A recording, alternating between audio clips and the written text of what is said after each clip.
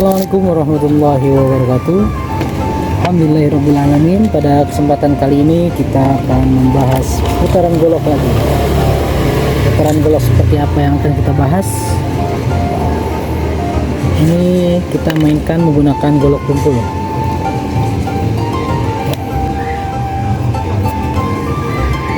Kemarin bahas kita putaran 1 dan 2. Putaran 1, putaran 2,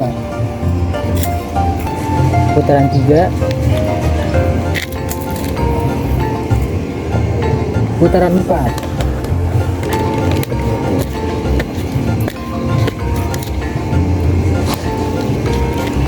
Dan nanti enaknya kita akan bermain juggling.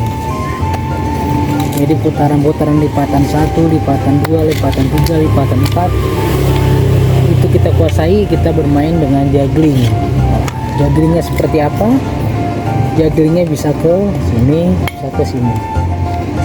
Bisa juga menggunakan lemparan ke atas dengan posisi bilah golok berputar ke atas dan turun pun ke atas, seperti itu.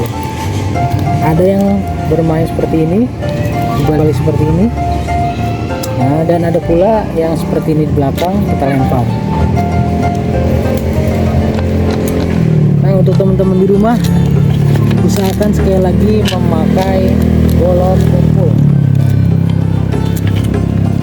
Untuk saat ini kita berlatih putaran lipatan jari, putaran golok lipatan jari, putaran luar dalam tetap kita pelajari.